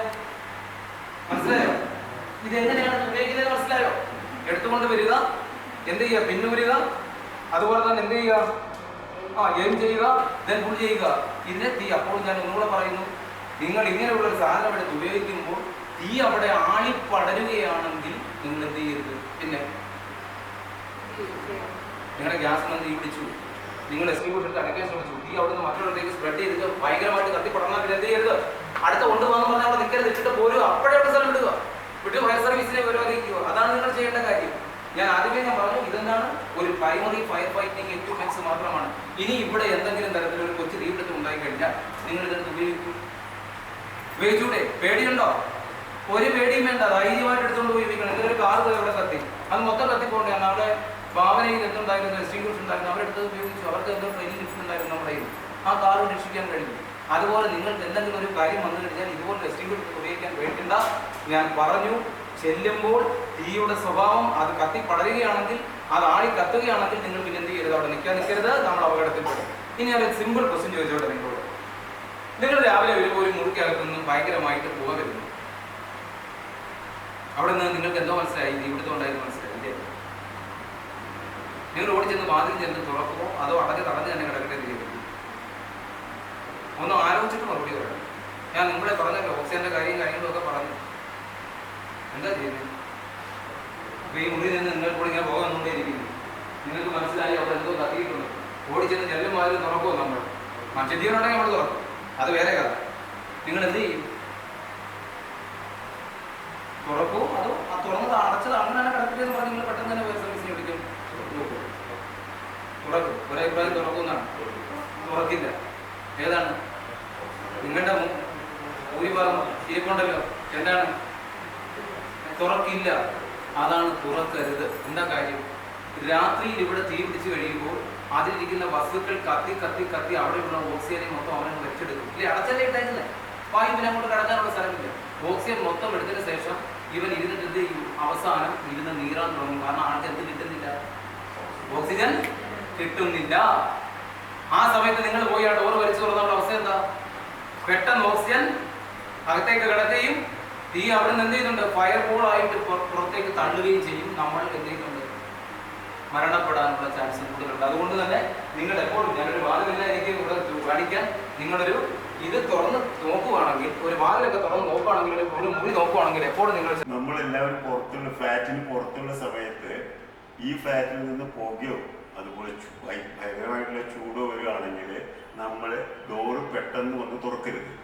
ആ തുറക്കുന്നത് എങ്ങനെയാണെന്ന് ഞാൻ കാണിച്ചു തരാം. നമ്മൾ ദൂരെ നിന്ന് പതുങ്ങി പതുക്കെ ഇങ്ങനെ തുറന്നു നോക്കുക. എത്ര ഫയർ ഉണ്ടെന്ന് നമുക്ക് മനസ്സിലാവും. മാനേജബിൾ ആണെങ്കിൽ നമ്മൾ പെട്ടെന്ന് തടഞ്ഞ് പുറത്ത് എക്സ്റ്റിങ്വിഷർ എടുത്ത് അത് എക്സ്റ്റിങ്വിഷ് ചെയ്യാൻ നോക്കുക. അതും അതിന് സാധിച്ചിട്ടില്ലെങ്കിൽ ഉടനെ ഫയർഫോഴ്സിനെ വിവരിക്കുക. അവർ വരും. നമ്മൾ പിന്നെ ഉള്ളിൽ പോകാൻ പാടില്ല. എത്ര നിലയാണ് എന്ത് ചെയ്യരുത്? ലിഫ്റ്റിൽ കയറി രക്ഷപ്പെടാൻ ശ്രമിക്കരുത്. ലിഫ്റ്റ് സ്ട്രക്ക് ആയാൽ അത് കിടന്ന് എന്ത് ചെയ്യും? മരണപ്പെടും. രണ്ട്, ഈ പുക മൊത്തവും ഈ ലിഫ്റ്റിൻ്റെ ചൂട പോലെയല്ലേ ലിഫ്റ്റിൻ്റെ ഇതുള്ളത്. ഇതിൽ കൂടി പുക മൊത്തം എങ്ങോട്ടേക്ക് പിടിക്കും? മേലോട്ട് വരുന്നത് മൊത്തം ഈ ലിഫ്റ്റ് കാർ പോകുന്ന വീട്ടിൽ കൂടി ആയിരിക്കും. അപ്പോൾ നമ്മൾ ലിഫ്റ്റ് എടുക്കാൻ പാടില്ല. ലിഫ്റ്റിൽ കയറിയാൽ നമുക്ക് അപകടം സംഭവിക്കും. മനസ്സിലായത്? ഞാൻ വളരെ പെട്ടെന്നാണ് പോയത്. അപ്പോൾ അങ്ങനെ ഒരു കാര്യം കൂടി ഞാൻ നിങ്ങളോട് പറയുകയാണ്. എവിടെയെങ്കിലും ഇതിന് തീപിടുത്തം ഉണ്ടായാലും അതുപോലെ തന്നെ മുകളിലേക്ക് കൂടി കയറാൻ ശ്രമിക്കരുത്. രണ്ടാം നിലയിൽ തീപിടുത്തം ഉണ്ടായാൽ ഏറ്റവും പെട്ടെന്ന് നിങ്ങൾ ഫയർ എസ്കേപ്പിലാണ് വേണ്ടി രക്ഷപ്പെടാനാണ് നോക്കേണ്ടത്. അല്ലാതെ മേലോട്ട് കയറി കഴിഞ്ഞാൽ പിന്നെ തീ കത്തി മേലോട്ട് പുകയെല്ലാം മേലോട്ടാവരുത്. ഒന്നാം നിലയിൽ ചാടിയ കൈ ഗ്ലാസ് ഇട്ടാൽ മതി. എട്ടാം നിലയുടെ മണ്ടയ്ക്ക് ചാടിയ 14 നമുക്ക് എന്ത് ചെയ്യാം? കാക്കയ്ക്ക് ചോറ് കൊടുക്കാം. അതുകൊണ്ട് ഒരിക്കലും മേലോട്ട് ചാടി കയറാൻ ശ്രമിക്കരുത്. താഴോട്ട് തന്നെ കയറാൻ ശ്രമിക്കരുത്. അതുപോലെ ഞാൻ ഒന്നുകൂടി ആവർത്തിച്ച് പറയുന്നു, ലിഫ്റ്റ് എന്ത് ചെയ്യരുത്? ഉപയോഗിക്കാൻ പാടില്ല. ഫയർ ലിഫ്റ്റ് ആണെങ്കിൽ നമുക്ക് ഉപയോഗിക്കും. ഫയർ ലിഫ്റ്റുകളൊന്നും ഇവിടെ ഇല്ല. അതൊക്കെ നമ്മുടെ അദ്ദേഹത്തിന് അറിയാം. ഫയർ ലിഫ്റ്റുകളാണെങ്കിൽ നമുക്ക് ഉപയോഗിക്കാൻ പറ്റും.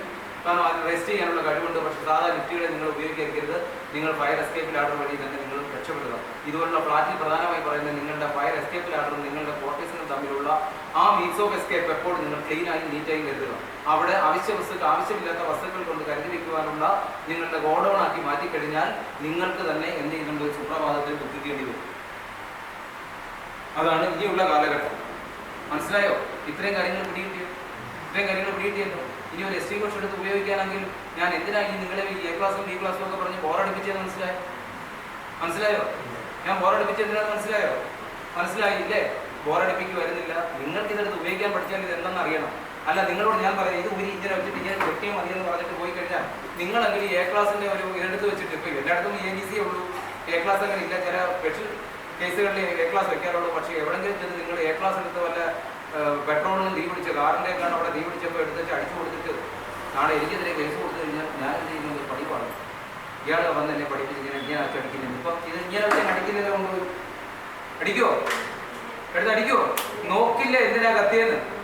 നോക്കത്തിൻ്റെ എയും ബിയും സിയോ കൊണ്ടുവന്നു. എയും ബിയും സി ഉണ്ടോ എന്ന് അറിയണമെങ്കിൽ എന്താണ് എയും ബിയും സി എന്ന് അറിയണ്ടേ? ഇപ്പൊ മനസ്സിലായില്ലേ? ഇപ്പൊ എക്സ്റ്റിങ്വിഷർ നിങ്ങൾക്ക് ഒരു ശാസ്ത്രീയമായി എടുത്ത് മനസ്സിലാക്കിയോ? യെസ്, ഓക്കെ ആണോ? ഇനി ഇവിടെ തീപിടുത്തം ഉണ്ടായി ഫയർ സർവീസിനെ വിളിച്ചാൽ നിങ്ങളുടെ പേര് ഞാൻ ഫൈൻ അടിക്കും. നിങ്ങൾ തന്നെ എന്ത് ചെയ്യണം? കൊച്ചു ഫയറൊക്കെ ആണെങ്കിൽ നിങ്ങൾ തന്നെ എടുത്ത് അടച്ചോണം. ഇനി ഗ്യാസിനെ കുറിച്ചും കൂടി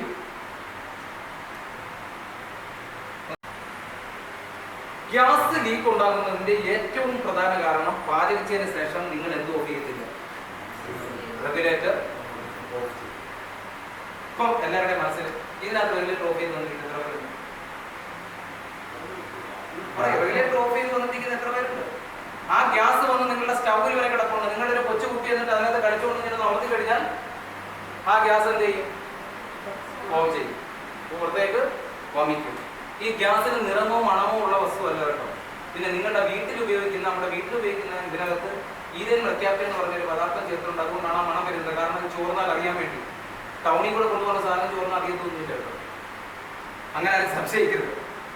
എന്തെങ്കിലും ഇതാണ് ഇതിന്റെ 90% കാരണം. ഇത് 98% കാരണവും നിങ്ങൾ റെഗുലേറ്റർ ഓഫ് ചെയ്ത് ഇന്ന് മുതൽ പാചകിച്ച് കഴിഞ്ഞാൽ നിങ്ങൾ ആദ്യം നിങ്ങളുടെ കൈ പോകേണ്ട റെഗുലേറ്ററിലേക്കായിരിക്കണം.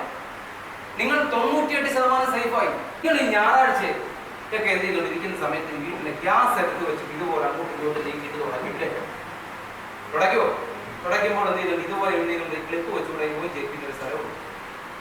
ഇത് അങ്ങോട്ടും ഇങ്ങോട്ടും ഇതുപോലെ കറങ്ങും. ഇവിടെ എന്ത് ചെയ്യും, ഇതൊരു 6 മാസം, ഒരാഴ്ചയിൽ നിങ്ങൾ ഞായറാഴ്ച വീട്ടിലിരിക്കുമ്പോൾ ഇത് സ്റ്റൗ തുടയ്ക്കുമ്പോൾ ഈ ട്യൂബിനകത്ത് എന്തെങ്കിലും സംഭവിച്ചിട്ടുണ്ടോ എന്ന് നോക്കുന്ന എത്ര പേരുണ്ട് ഇവിടെ? ഇരിക്കുന്ന സമയത്ത് ഇത് തുടയ്ക്കുമ്പോൾ ഇവിടെ വേണം പൊട്ടലോ ചീറ്റലോ ഉണ്ടോ എന്ന് നോക്കണം. മനസ്സിലായില്ലേ? അടുത്തത്, ഈ ഗ്യാസ് വീട്ടിൽ കൊണ്ടുവരുമ്പോൾ ആ ഗ്യാസ് കൊണ്ടുവരുന്ന ആളോട് അത് മസ്റ്റായിട്ട് അതിന്റെ വെളുത്ത അതിന്റെ ക്യാപ്പ് പൊട്ടിച്ച് അതിന് ലീക്ക് ഇല്ല എന്ന് ഉറപ്പാക്കിയിട്ട് വീട്ടിലേക്ക് കയറ്റി വയ്ക്കും. വീട്ടിലേക്ക് കയറ്റി വയ്ക്കുന്ന ഒരു കാര്യമുണ്ട്. 4, പാചകിക്കുമ്പോൾ എപ്പോഴും ജനലുകളും വാതിലുകളും തുറന്നിട്ട് വായു സഞ്ചാരം ഉറപ്പാക്കണം. മനസ്സിലായില്ലേ? ഇനി അടുത്ത് നിങ്ങൾക്ക് എന്ത് ചെയ്യുന്നുണ്ട്, ഈ റെഗുലേറ്റർ ഒരു പിന്നുണ്ട്. മിക്കവാറും നിങ്ങൾ എന്തിനാ ഞാൻ പറഞ്ഞത്, ഈ ബ്ലാങ്കറ്റ് എടുത്ത് കൊണ്ടുവരണമെന്ന് പറഞ്ഞത്, ചിലപ്പോൾ അതിനൊരു വാഷർ ഉണ്ടാവും, വാഷർ കാണത്തില്ല, ചിലപ്പോൾ മറന്നു പോകും. അത് എന്ത് ചെയ്യുന്നുണ്ടോ എന്ന് നിങ്ങൾ വ്യക്തമാക്കിയിട്ടേ ഇതിലേക്ക് കയറ്റാവുള്ളൂ. ഇങ്ങനെയൊക്കെയാണ് ഞാൻ കുറച്ച് കാര്യങ്ങൾ പറയുന്നുള്ളൂ. ഇതൊക്കെയാണ് പ്രധാനമായിട്ടും ഇതിന്റെ ലീക്കിന് വരുന്ന ഒരു കാരണം. ഏറ്റവും പ്രധാന കാരണം നിങ്ങൾ തന്നെയാണ് ഉത്തരവാദി. ആരാണ് റെഗുലേറ്റർ ഓഫ് ചെയ്യുന്നത്? ചിലരെന്ത് ചെയ്യും, വീടിന് പുറത്ത് കൊണ്ടുപോയി വെച്ചിട്ട് ഇതുപോലെ ട്യൂബൊക്കെ ഇട്ട് വീട്ടിൽ കൊണ്ടുവന്ന് വെക്കും. ഈ റെഗുലേറ്റർ എപ്പോഴും തുറന്ന് കിടക്കും. നിങ്ങൾ ഇവിടെ കൊണ്ടുവരുമ്പോൾ നിങ്ങളുടെ വീടിൻ്റെ അവിടെ ഇവിടെ ഒരു നോവ് വെച്ചതിന് ശേഷം ക്ലോസ് ചെയ്യാനും ഓഫ് ചെയ്യാനും പറ്റുമെങ്കിൽ ഓഫ് ചെയ്യും. ഇവിടെ വന്നിട്ടുള്ള ഗ്യാസിന്റെ കണക്ഷൻ ഇങ്ങോട്ടേക്ക് വരില്ല. ഇതില്ലാതെ വെച്ച് കൊടുത്തേക്കുന്നെങ്കിൽ നിങ്ങളുടെ വീട്ടിൽ എപ്പോഴും ഗ്യാസ് വന്നിട്ട് ഫോൺ ചെയ്തുകൊണ്ടേയിരിക്കും. ഇനി അവിടെ നിന്ന് പൊട്ടിത്തെറിച്ചാലും ഇതെന്ത് ചെയ്യും, വിജയിക്ക് ചെയ്യും. ഗ്യാസിന് അങ്ങനെയുള്ള കാര്യം നാണക്കേടൊന്നുമില്ല വീട്ടിലോട്ട് കയറും.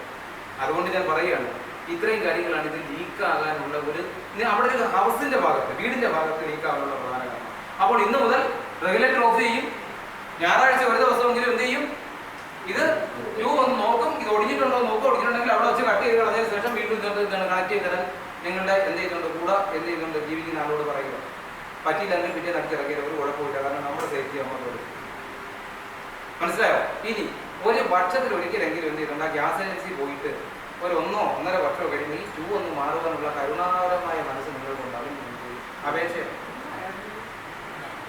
കേട്ടോ. ഒരു 2 വർഷം കൊണ്ട് കൂടുമ്പോൾ ഇതിനൊന്ന് മാറ്റി കൊടുത്തത് എന്തിനാ? 150 രൂപയല്ല ഉള്ളൂ. എന്തോത്തിനാ അതിന്? ചിലരുടെ വീട്ടിൽ ചെന്ന് കഴിഞ്ഞാൽ, ഈ ഗ്യാസ് വന്നിട്ട് ചെന്ന് കഴിഞ്ഞാൽ അവരുടെ വീട്ടിലെ പാല് കാച്ചിന് വെച്ച പാല് മുതൽ ഇന്ന് രാവിലെ ഉണ്ടാക്കി ഇറക്കിയുടെ കഷ്ണം വരെ നാട്ടുകാർ. ഞാൻ പോയി അനുഭവിക്കില്ല, അതുകൊണ്ട് പറയും ഇതൊന്നും വളരെയധികം. ഇത് മാത്രം വലിയ ശത്രുവാണ്. അതുകൊണ്ട് ഇതൊന്നും വല്ലപ്പോഴും ഒന്ന് മാറ്റാൻ നോക്കണം. ഇനി ലീക്ക് ഉണ്ടായാൽ, മെയിനായിട്ട് കാര്യം, നിങ്ങൾക്ക് ലീക്ക് ഉണ്ടായാൽ ഒരു കാരണവശാലും ഇലക്ട്രിസിറ്റി പരമായി ഒന്നും ചെയ്യരുത്. എന്ത് ചെയ്യരുത്? ഇലക്ട്രിസിറ്റി പരമായി ഒന്നും ചെയ്യരുത്. എന്ന് വെച്ചാൽ അർത്ഥം എന്താ? കിടക്കുന്ന ലൈറ്റ് ഓഫ് ചെയ്യാനും പോകരുത്, ലൈറ്റ് ഇടാനും പോകരുത്. സ്പാർക്ക് ഉണ്ടായാൽ അതിന്റെ, ഞാൻ മുമ്പേ പറഞ്ഞ റേഷ്യോ ഉണ്ടെങ്കിൽ അവിടെ അപ്പം കത്തും.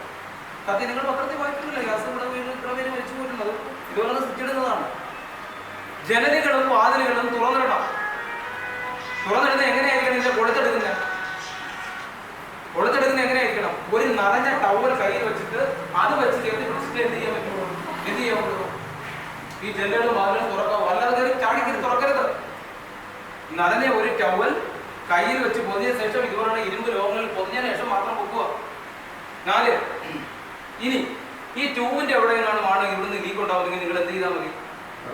റെഗുലേറ്റർ ഓഫ് ചെയ്താൽ മതി. അത് എന്തിനാണ് ഈ ഫയർ സർവീസിലേക്ക് വിളിക്കുന്നത്? വെള്ളം ഇവിടെ നിന്ന് ഗ്യാസ് ലീക്കായി പോകുന്നത് നമുക്ക് ശ്രദ്ധിച്ചാൽ അത് നിങ്ങൾക്ക് ലീക്ക് ചെയ്യാം. ഇനി ഇതിലെ ഈ ഇവിടെ നിന്നൊക്കെ ഉണ്ടാവുന്നത് വളരെ ചുരുക്കുക.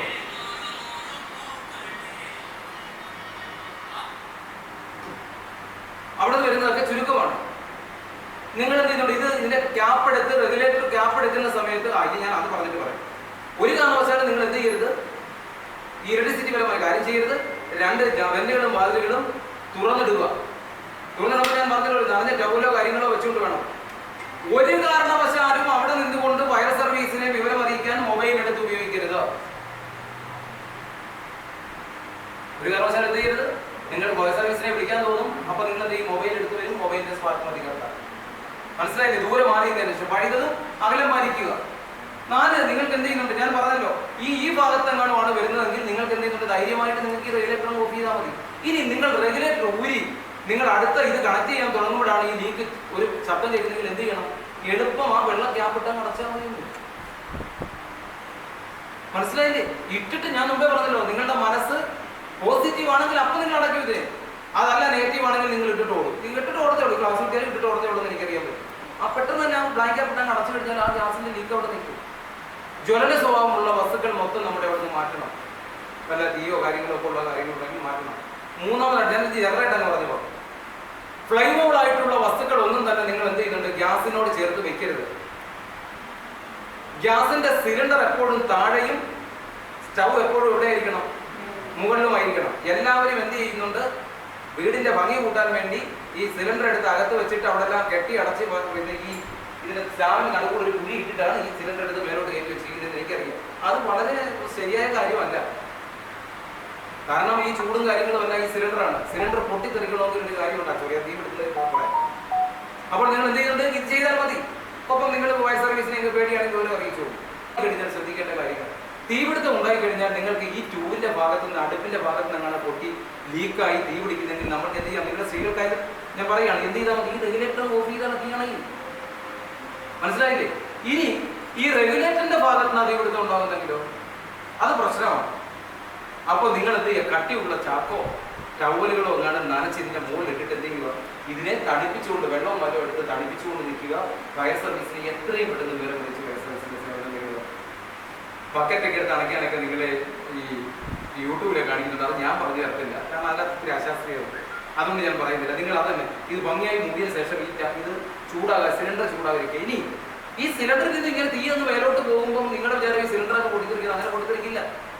സിലിണ്ടർ എന്ത് ചെയ്യണം, ഈ തീ പിടിച്ചിട്ട് സിലിണ്ടർ ഏതിൽ പെടണം, തീയിൽ പെടണം. തീയിൽ പെടുമ്പോൾ സംഭവിക്കും, സിലിണ്ടറിന്റെ അപ്പുറം പൊടി ചൂടാകുകയും ഇതിനകത്തുള്ള ഇന്ധനം വികസിക്കുകയും ഇതെന്ത് ചെയ്യുന്നുണ്ട്, പൊട്ടിത്തെറിക്കുകയും സംഭവിക്കുന്നത്. അതുകൊണ്ട് എന്തെങ്കിലും ഒരു കൊച്ചു തീ ഇങ്ങോട്ട് വരുമ്പോഴത്തേക്ക് സിലിണ്ടർ പൊട്ടിത്തെറിച്ചെന്ന് പറഞ്ഞുകൊണ്ട് അതിന് ഓടേണ്ട കാര്യമൊന്നും വലുതായിട്ടില്ല. നമ്മൾ അതനുസരിച്ച് വേണം ചെയ്യുവാനൊക്കെ. ഈ ലീക്കൊക്കെ ആണെങ്കിൽ നമുക്ക് ഇതുപോലെ ലീക്ക് അറസ്റ്റ് ചെയ്യാൻ പറ്റും. ഒരു കാര്യമുണ്ട്, തീ കത്തിക്കാതെ പറയല്ല. അപ്പോൾ ഇത്രയും കാര്യങ്ങൾ നിങ്ങൾ ഗ്യാസിന്റെ ഇതിനെക്കുറിച്ച് ഓർക്കുക. പ്രധാനമായിട്ടും നമ്മൾ ഇതുവരെ പറഞ്ഞിരുന്നത് പോർട്ടബിൾ ഫയർ സിസ്റ്റത്തിനെ കുറിച്ചാണ്. ശരിക്കും ഫയർ സിസ്റ്റം 3 ടൈപ്പ് ഉണ്ട്. ഫയർ ഫൈറ്റിംഗ് സിസ്റ്റംസ് 3 ടൈപ്പ് ഉണ്ട്. Portable type, fixed type, movable type. ഈ പോർട്ടബിൾ ടൈപ്പിന്റെ കാര്യങ്ങളാണ് നമ്മൾ ഇതുവരെ പറഞ്ഞിരുന്നത്.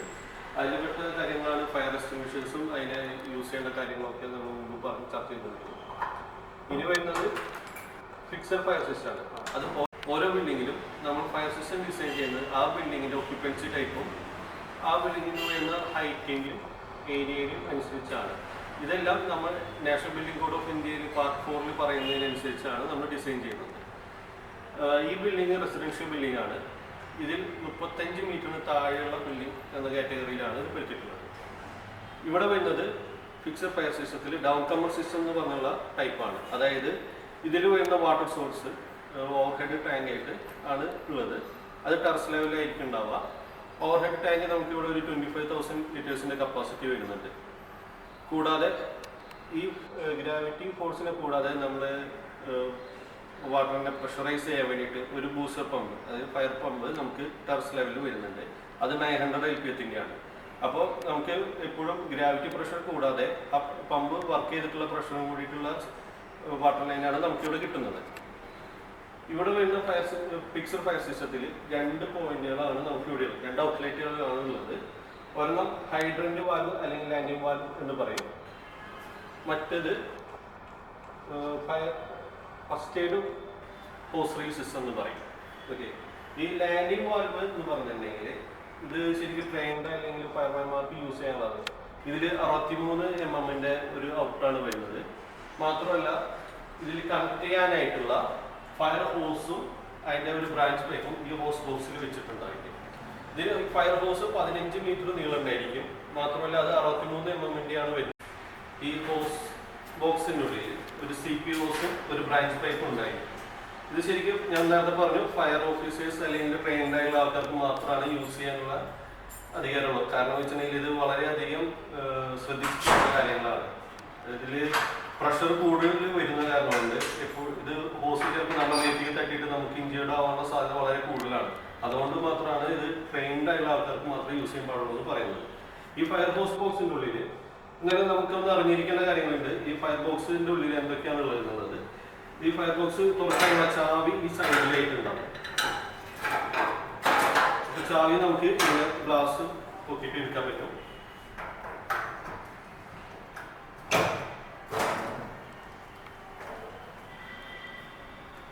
ഇതിൽ കാണാം ഒരു 15 മീറ്ററിൻ്റെ CPUs ഉണ്ട്, കൂടാതെ ഒരു ബ്രാഞ്ച് പൈപ്പ് ഇരിക്കുന്നുണ്ട്.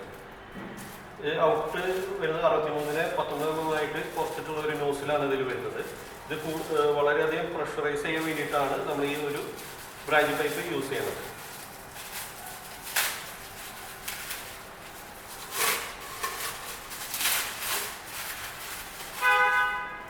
ഇത് 63 mm ഒരു ഷോർട്ട് ബ്രാഞ്ച് പൈപ്പാണ്.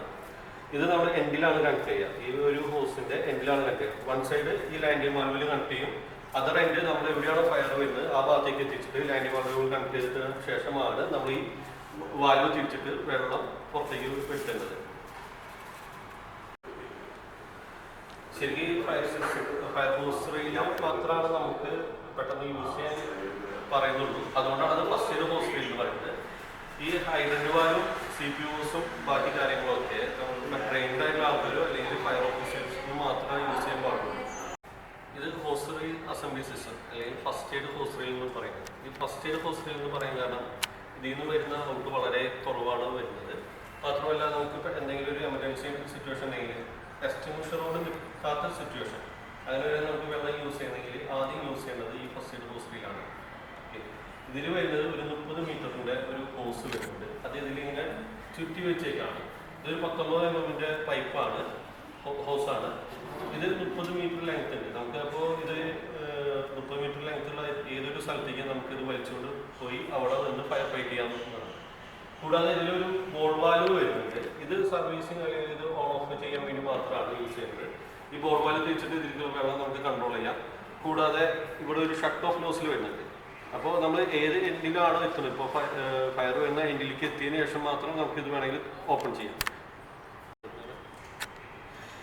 ഇതിൽ എൻഡിൽ ഒരു ഷട്ട് ഓഫ് നോസിൽ വരുന്നുണ്ട്. നമ്മൾ ഫയർ എവിടെയാണോ നമ്മൾ ഐഡൻറ്റിഫൈ ചെയ്ത് അവിടെ എത്തിയിട്ട് വേണമെങ്കിൽ നമുക്ക് ഈ ഒരു ഷട്ട് ഓഫ് നോസിൽ തിരിച്ചിട്ട് വെള്ളത്തിൽ വരുത്താൻ പറ്റും. ഇതിൽ 2 മോഡുണ്ട്, ജെറ്റ് മോഡും സ്പ്രേ മോഡും ഉണ്ട്. ഇതിൽ തിരിച്ച് കഴിഞ്ഞിട്ടുണ്ടെങ്കിൽ നമുക്ക് ജെറ്റ് മോഡും സ്പ്രേ മോഡും കൺട്രോൾ ചെയ്യാൻ പറ്റുന്നതാണ്. അപ്പോൾ ഇത് 30 മീറ്റർ ലെങ്ത് ഉള്ള കാരണം കൊണ്ട് നമുക്ക് ഏത് എവിടെയാണ് ഫയർ വന്നിട്ടുണ്ടെങ്കിൽ ആ ഭാഗത്തേക്ക് നമുക്ക് ഈ ഹോസ് വലിച്ചു കൊണ്ടുപോയിട്ട് അവിടെ എത്തിയതിന് ശേഷം നമുക്ക് ഫയറിനെ ഫൈറ്റ് ചെയ്യാം. ഒരു ഫയർ കണ്ടീഷൻ നമ്മൾ ഐഡൻറ്റിഫൈ ചെയ്യുകയാണെങ്കിൽ അത് നമ്മൾ എസ്റ്റിംഗ്വിഷർ കൊണ്ട് നിൽക്കില്ല എന്ന് മനസ്സിലായി കഴിഞ്ഞിട്ടുണ്ടെങ്കിൽ നമ്മൾ ആദ്യം ചെയ്യേണ്ടത് ഫസ്റ്റ് എയ്ഡ് ഹോസ് റീൽ എടുക്കുക എന്നതാണ്. ഈ ഒരു ഹോസ് റീൽ നമുക്ക് 30 മീറ്ററിൻ്റെ ഹോസ് ഇതിൽ ഉണ്ട്. അത് ഫയർ ഇൻസിഡൻറ്റ് ഉണ്ടായ സ്ഥലത്തേക്ക് നമുക്ക് വലിച്ചുകൊണ്ട് പോകുന്നതാണ്. നമുക്കിങ്ങനെ വലിച്ചുകൊണ്ട് പോകാം.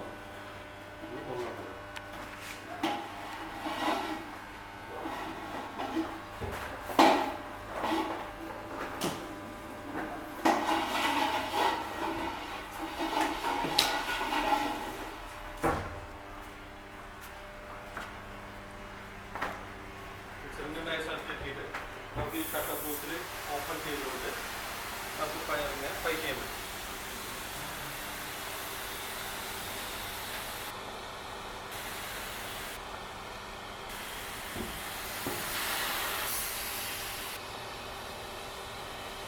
ഇതിപ്പോൾ പമ്പ് ഓൺ ആയിട്ടുണ്ട്. ഓട്ടോമാറ്റിക് മോഡിലായ കാരണം കൊണ്ട് പമ്പ് ഓൺ ആയിട്ടുണ്ട്.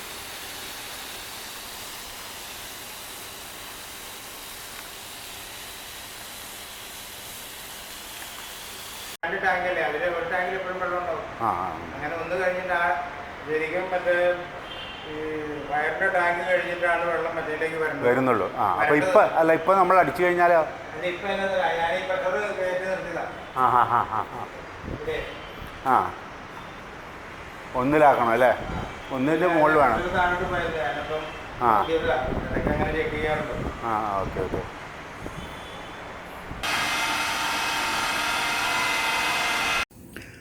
ഫയർ ഫൈറ്റിങ്ങിലെ പ്രാഥമിക പാഠങ്ങളെ പറ്റിയിട്ടുള്ള കാര്യങ്ങളൊക്കെ നിങ്ങൾ മനസ്സിലാക്കിയല്ലോ. ഈ വീഡിയോ നിങ്ങൾക്ക് ഇഷ്ടപ്പെട്ടില്ല എന്നുണ്ടെങ്കിൽ പോലും നിങ്ങളുടെ ബന്ധുക്കൾക്കും സുഹൃത്തുക്കൾക്കും ഇത് അയച്ചു കൊടുക്കുക. കാരണം ഇതിലെ കാര്യങ്ങൾ നിങ്ങളുടെയും അവരുടെയും മനസ്സിൽ ഉണ്ടെങ്കിൽ ഒരു പ്രതിസന്ധി ഘട്ടത്തിൽ പലരുടെയും ജീവൻ രക്ഷപ്പെടുത്തുവാൻ വേണ്ടിയിട്ട് ആ അറിവുകൾ പ്രയോജനപ്പെടും. അതാണല്ലോ പ്രധാനം. നന്ദി.